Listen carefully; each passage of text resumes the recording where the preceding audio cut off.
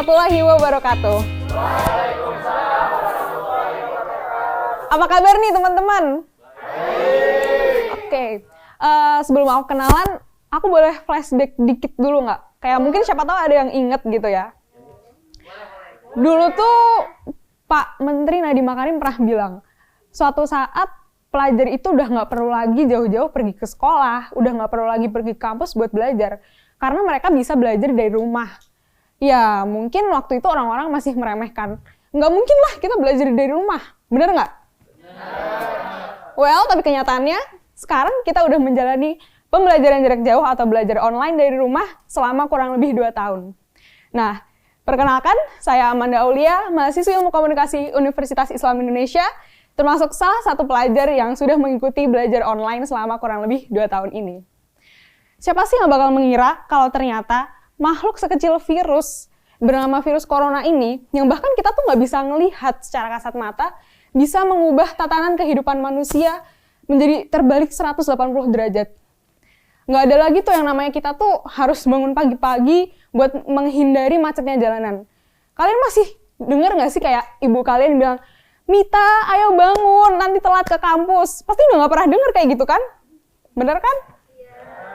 Bahkan sekarang kita aja bisa bangun tidur 1 menit sebelum kelas tuh juga bisa. Kita bangun, duduk di kursi, nyalain laptop, buka Zoom, udah deh kita bisa ikut kuliah.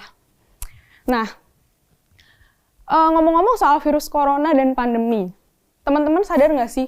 Sebenarnya keadaan pandemi ini tuh nggak cuma mengancam kita secara kesehatan fisik aja, tapi kesehatan mental kita ini juga terancam karena ada keadaan pandemi ini. Dan sayangnya, banyak masyarakat Indonesia yang belum menyadari tentang pentingnya kesehatan mental dan bahayanya penyakit mental ini.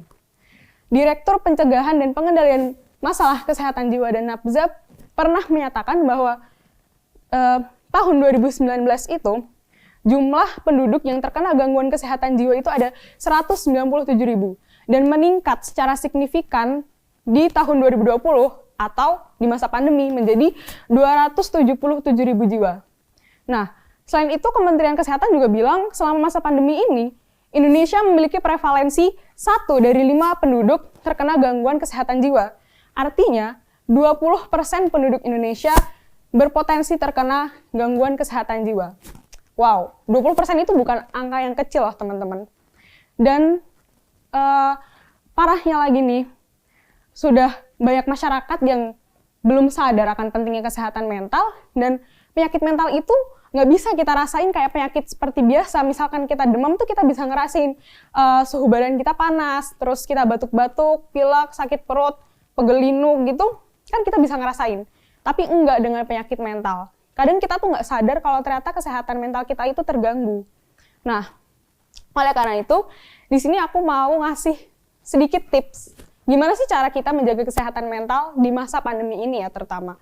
Ya, kalau kesehatan secara fisik, aku rasa teman-teman udah banyak yang tahu sih. Ya, kalau nggak pakai masker, cuci tangan, olahraga rutin, tidur yang cukup, banyak minum air putih, makan makanan bergizi. Mungkin kalau itu teman-teman udah tahu. Tapi kalau kesehatan mental, nah itu yang akan aku kasih tahu di sini. Yang pertama yang bisa teman-teman lakuin adalah mengurangi screen time. Oh berarti aku nggak usah ikut kuliah ya? Kan menatap layar tuh. Bukan gitu teman-teman. Tapi mengurangi screen time itu maksudnya mengurangi asupan-asupan berita dari media sosial dan media online. Karena ya yang seperti kita tahu internet itu sangat luas dan tidak terbatas. Pasti teman-teman juga masih ingat kan di awal pandemi, pas baru-baru banget pandemi, banyak banget orang-orang yang panik dan cemas karena adanya pandemi ini masuk ke Indonesia. Virus corona masuk ke Indonesia. Akhirnya yang terjadi adalah panic buying. Masker di mana-mana habis, hand sanitizer di mana-mana habis. Nah, itu terjadi karena banyaknya berita-berita hoax tentang COVID.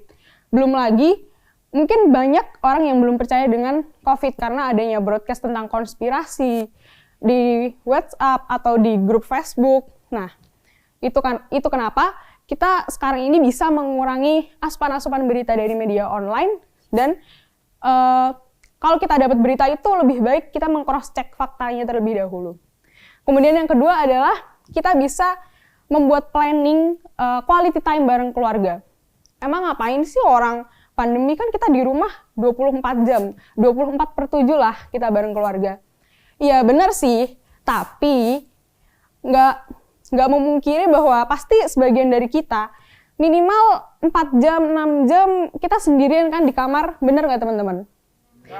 Entah itu kuliah, entah kita ngerjain tugas, atau mungkin asik sendiri nonton drama Korea, atau main game, streaming, dan sebagainya. Nah, dari situ, mungkin kita nggak menyadari kalau kita tuh kurang interaksi sama keluarga di rumah. Karena kita merasa kita udah satu rumah, kita barengan, jadi ya kita nggak merasa ada kurangnya interaksi. Padahal sebenarnya itu yang kita butuhkan. Karena selama masa pandemi, kita kan nggak bisa kemana-mana. Otomatis yang bisa kita ajak komunikasi secara langsung, secara tatap muka itu ya keluarga kita. Nah, kita bisa merencanakan, misalnya kita setiap weekend masak bareng yuk, bareng keluarga. Atau mungkin ada keluarganya yang sekeluarga itu suka bercocok tanam, atau kita bisa nonton film bareng keluarga, nah, seperti itu. Kemudian yang ketiga adalah dengan bercerita kepada orang yang kita percaya. Kenapa sih hal sesimpel bercerita aja itu bisa membantu kita untuk menjaga kesehatan mental, bisa membantu kita untuk mengelola stres semasa pandemi ini. Ya, karena dengan bercerita kita itu bisa mengeluarkan ekspresi yang kita rasakan. Kita bisa berbagi emosi yang kita rasakan. Kita lagi seneng, kita lagi kesel, kita lagi sedih, dan itu bisa membantu kita untuk mengurangi stres yang kita rasakan di masa pandemi itu. Nah, itu dia beberapa tips dari aku yang bisa teman-teman lakuin untuk menjaga kesehatan mental di masa pandemi ini. Nah, satu hal yang perlu diingat, boleh jadi fisik teman-teman itu terlihat kuat, terlihat sehat, tapi mungkin tidak pada mental teman-teman.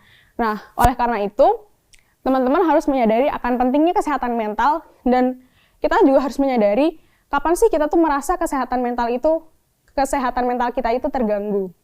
So please stay healthy physically and mentally, karena kesehatan mental itu sama pentingnya dengan kesehatan fisik. Dan kesehatan mental dan kesehatan fisik itu sama kayak aku dan kamu. Kalau kamu sakit, aku juga sakit. Kalau aku sakit, kamu juga sakit. Sekian dari aku. Wassalamualaikum warahmatullahi wabarakatuh.